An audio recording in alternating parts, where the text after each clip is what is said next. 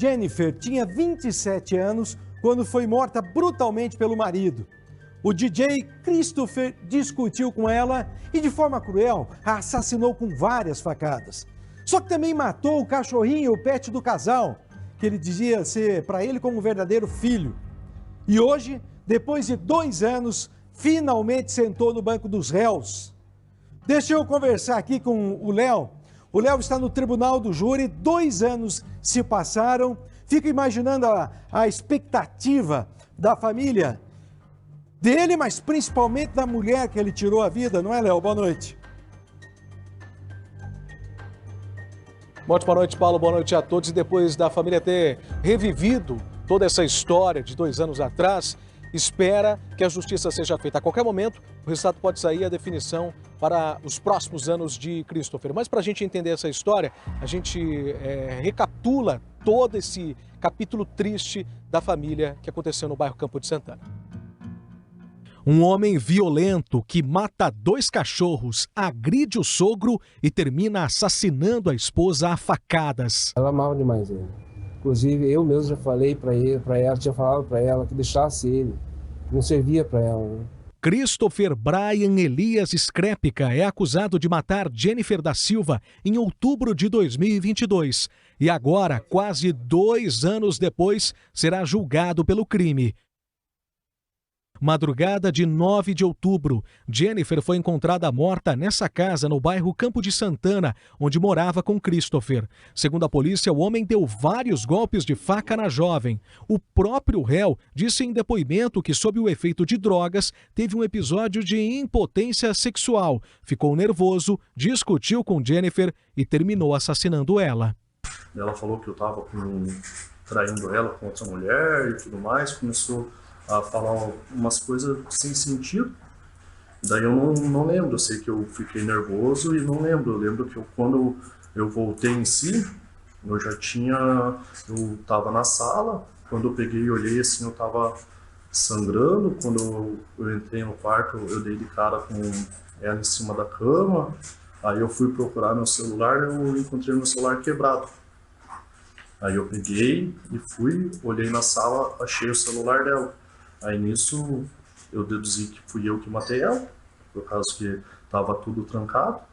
Além disso, o cachorro do casal também foi morto. Depois de tudo isso, o DJ tentou tirar a própria vida. Antes disso, ele tentou ligar para parentes, à 00:33. 3 minutos depois, enviou mensagens em sequência. Admitiu o crime e falou o que pretendia fazer.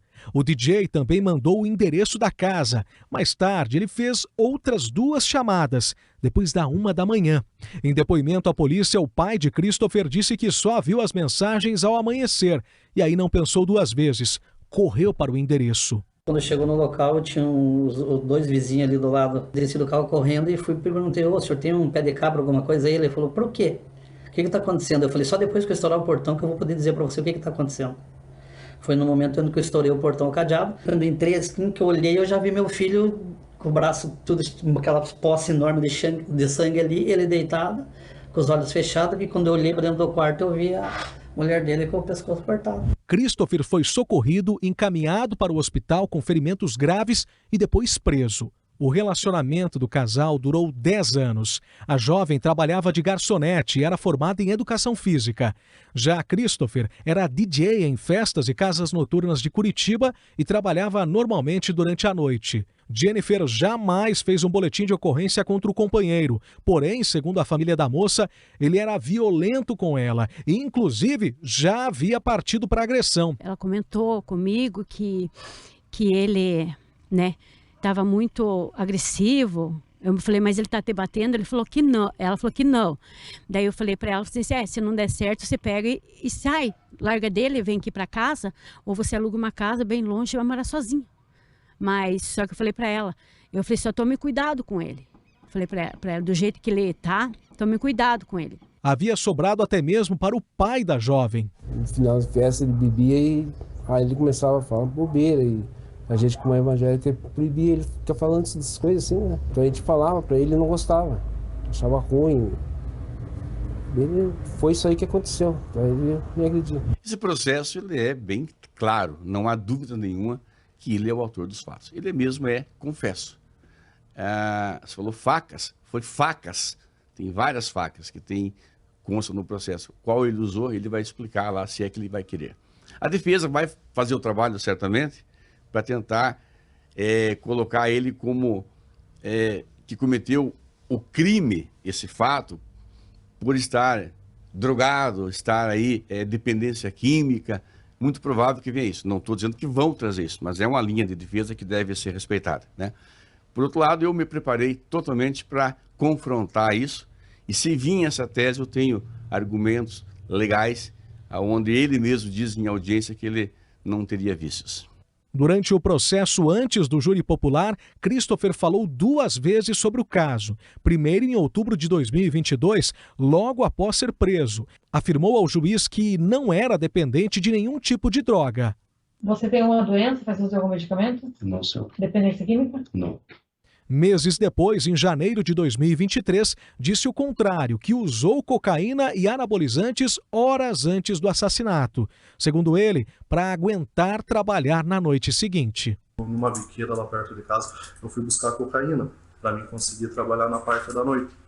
Só que daí quando eu peguei e cheirei ali, aí eu já vi que eu não ia conseguir trabalhar. Eu mandei mensagem pro chefe lá, falei, não vou ir trabalhar. E daí eu mandei uma, deu vontade de pegar mais uma, eu peguei mais outra, até o horário que ela chegou, eu já não estava mais usando.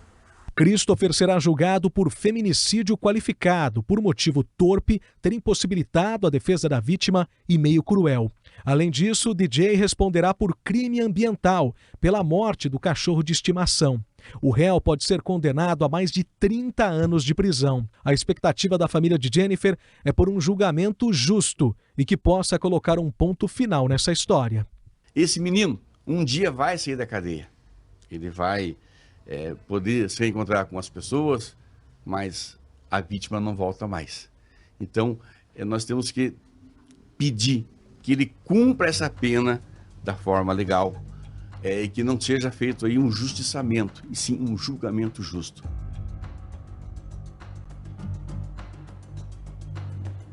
E era isso que a família aguardava e aparentemente até pelo semblante dos familiares, nesse momento aqui que a gente tem, é justamente esse, depois do resultado e da condenação de 27 anos de prisão do réu. Inclusive, a gente está aqui com o José Valdeci, advogado, representando a família da vítima e também assistente de acusação. Pode trazer esse resultado para a gente em primeira mão, para quem está assistindo Cidade Alerta.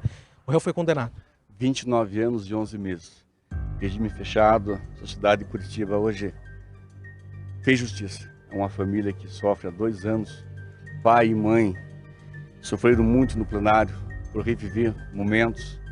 As imagens exibidas foram muito chocantes.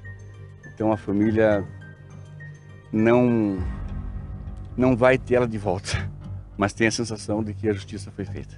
A gente conta aqui com toda a família, que nesse momento, como disse o advogado, eu converso com a irmã, a tia, que pôde passar o dia todo, infelizmente, revivendo toda essa história, esse momento difícil para a família, mas um momento necessário depois de vocês terem passado por tudo isso. E agora com esse resultado, como é que a família pode tocar a vida, ou pelo menos tentar tocar a vida novamente? Vamos tentar sim, e tenho certeza que lá de cima ela está muito feliz, porque a justiça por ela foi feita. Não foi o que a gente queria, né? Uma pena mais dura, assim, mas 29 anos foi tudo que a gente esperava. A senhora é a mãe da Jennifer, passou enlutada por todo esse tempo e provavelmente com aquilo na garganta do pedido de justiça que agora pode ser atendido. Agora pode ser atendido, né? Pedi tanto para Deus que fizesse justiça, né? Porque não vai trazer ela de volta, mas fica saudade dela. E foi feita a justiça, não foi aquilo, mas vai cumprir pelo crime que ele cometeu. Eu não tenho raiva dele, eu não tenho mágoa, eu até perdoo ele, mas eu quero que a justiça seja cumprida. Que um dia Deus venha trabalhar no coração dele, né? Que a justiça foi feita. E fica o sentimento de toda a equipe da RIC TV e você também que assiste do outro lado da TV, os nossos sentimentos a essa família que passou por tanto tempo em busca desse dia, Paulo. E a gente está podendo presenciar ao vivo aqui um momento em que a família tem a justiça atendida, a justiça dos homens. a morte de Jennifer da Silva, crime que aconteceu em outubro de 2022, e agora temos Christopher Brian Elias Skrepka condenado a quase 30 anos de prisão por feminicídio, e a qualificadora, uma delas, é justamente feminicídio, além do motivo torpe, e também ter impossibilitado a defesa da vítima e o meio cruel.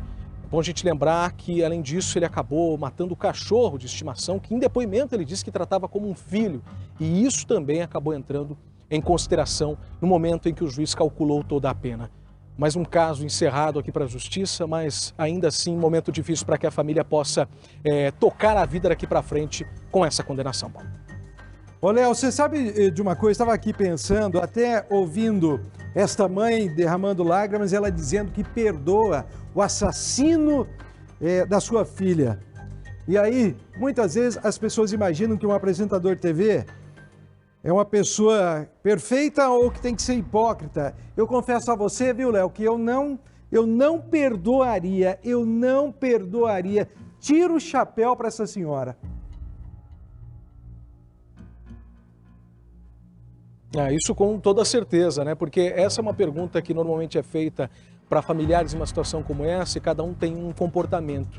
E aqui a gente tem uma lição e uma pessoa provavelmente muito mais evoluída espiritualmente, que consegue com toda certeza perdoar uma pessoa que fez parte da família dela por tanto tempo, mas que arrancou uma das filhas dela, um bem maior, arrancou um pedaço e que jamais poderá ser recuperado, mas mesmo assim ela traz essa mensagem para a gente e mostra que é um comportamento individual, que com certeza muita gente deve pensar dessa forma, mas que é difícil, não é qualquer um que pode perdoar um homem que fez isso, né, Paulo? Obrigado, Léo. Realmente essa senhora tem uma alma elevada, como bem definido.